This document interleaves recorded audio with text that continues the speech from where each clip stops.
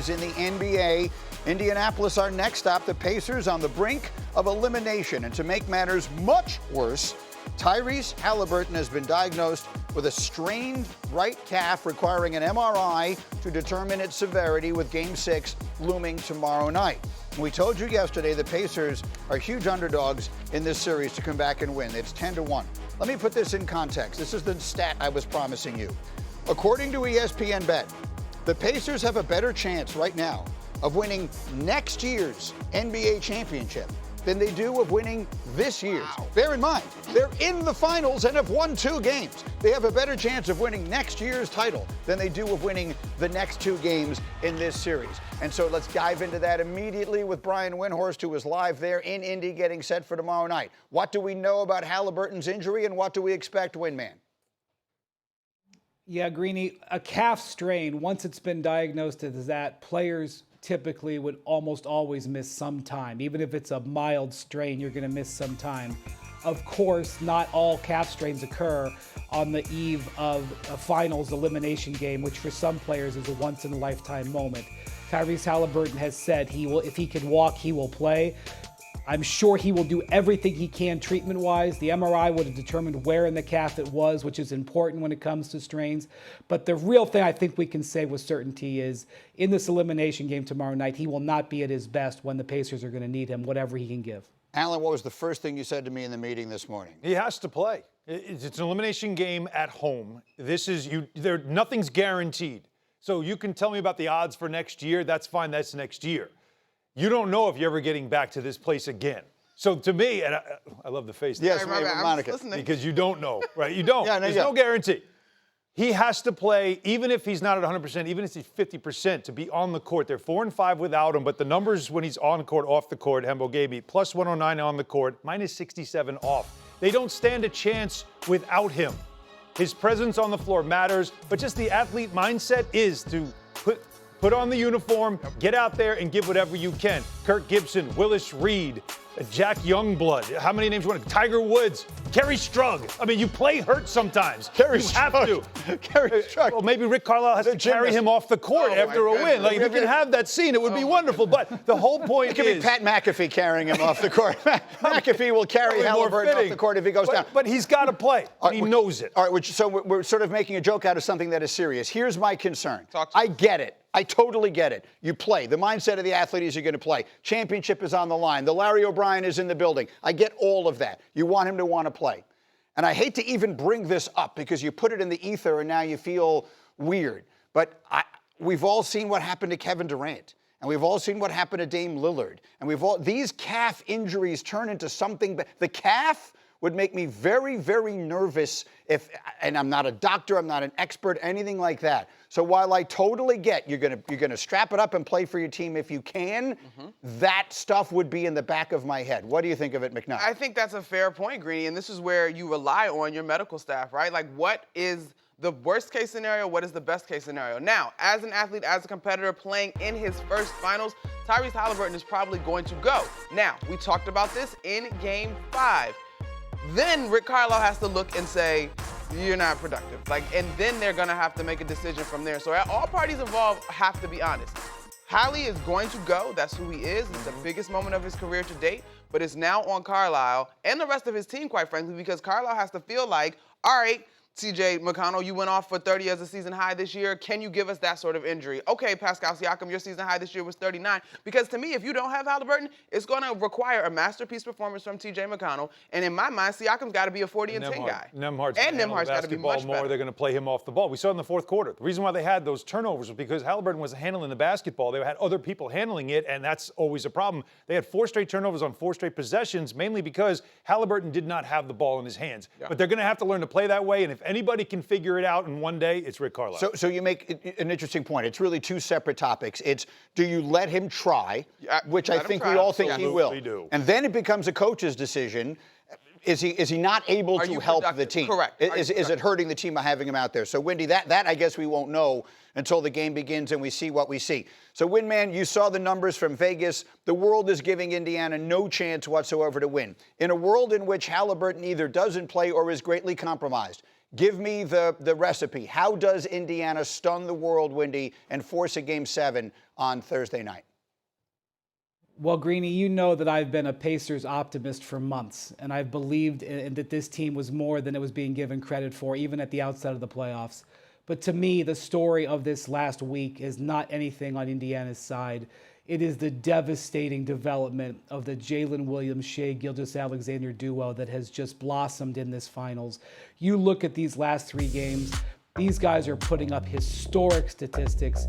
You're talking about incredible 1-2 punch. And it's not just, it's also the way that they've done it. You know, in Game 4, it was Jalen Williams who played point guard, with Shai off the ball for a lot of the game. And then in the fourth quarter, they went into a 2-man game that was just unguardable for Indiana. And then in Game 5, really the greatest probably performance in the history of the franchise. They combined for 71 points. Williams goes for 70 with Shai back in his point guard role with 10 assists. Guys, this is incredible the way these two guys are playing together. We had questions about whether Jalen Williams could answer this challenge at the highest level. They have been answered.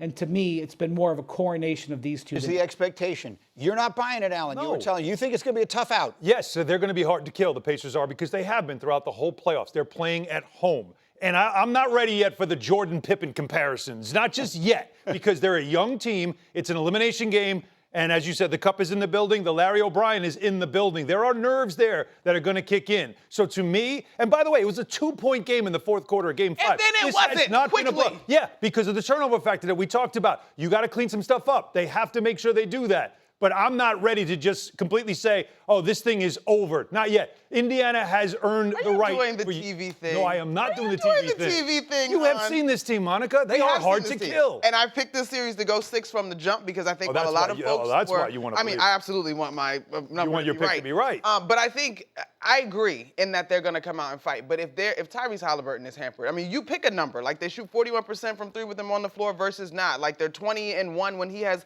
20-10. Like pick a number. If Tyrese is not young teams, I don't like. They got to prove it to me on the road. So, you don't think Kevin Durant is the player that he used to be. Well, guess what? You are dead wrong. To paraphrase Mark Twain, reports of KD's demise have been greatly exaggerated. Let's start with this.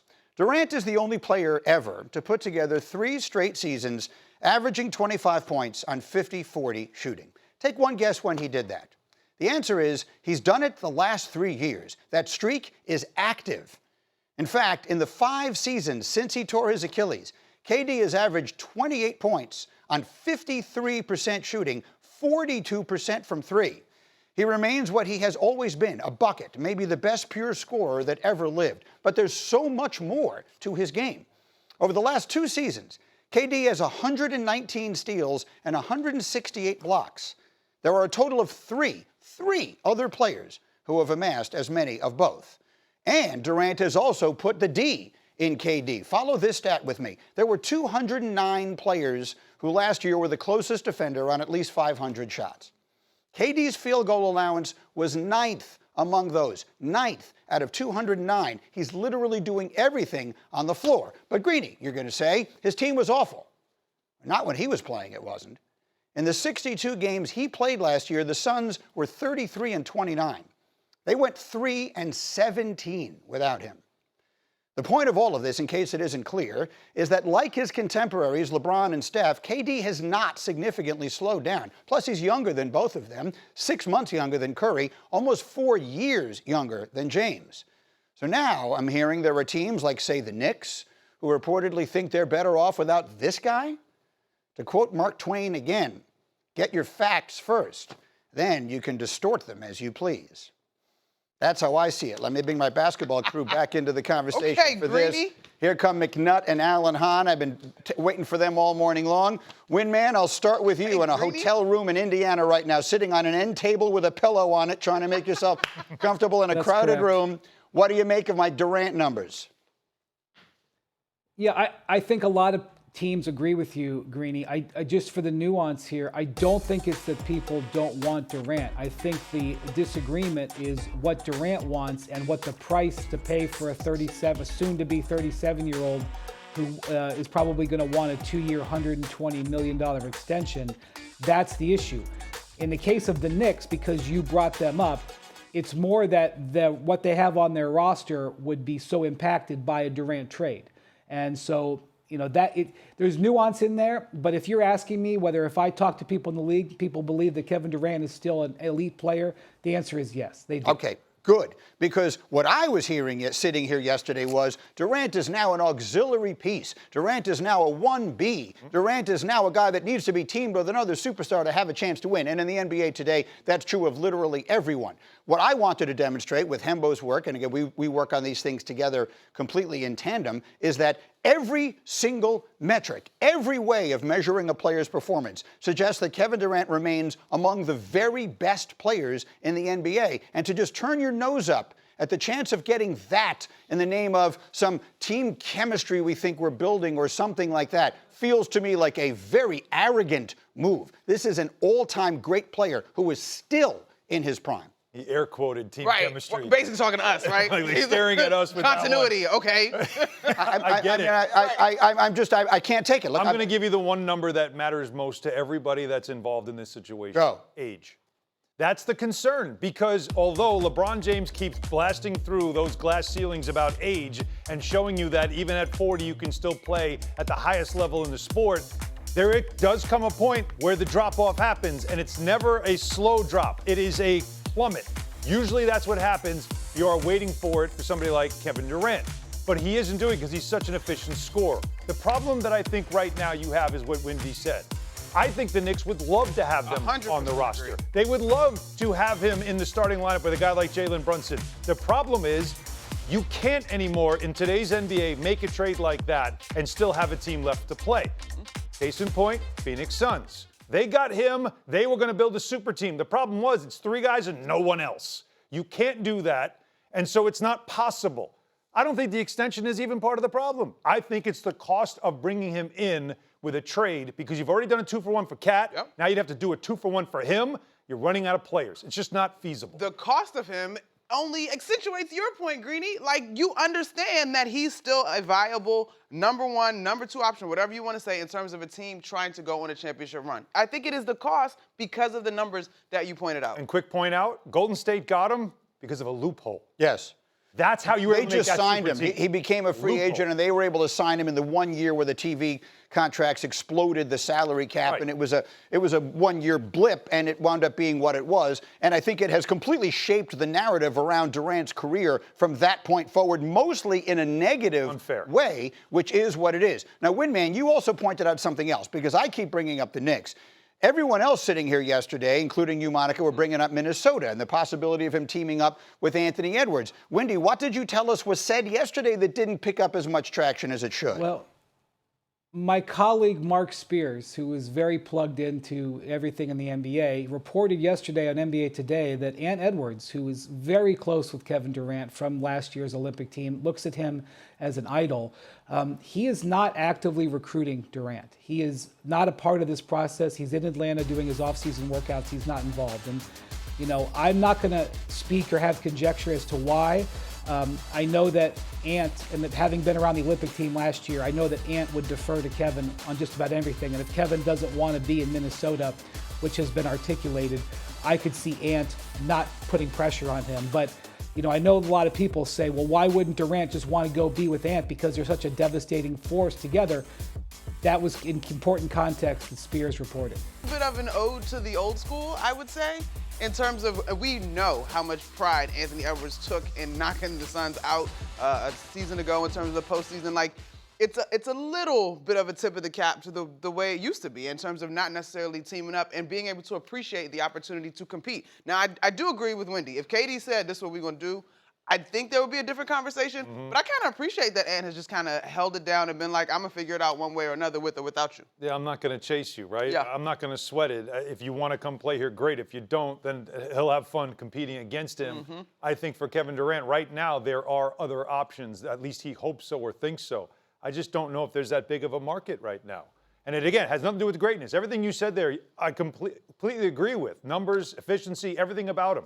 But I think the market is not going to be there for him for what he might want, and also what Phoenix might want. They might have to trade him at a price that people will be shocked about how low it is for a guy of his level and his Greeny, start. let me add one more stat. Go, Indy. Let me add one more stat, Greeny.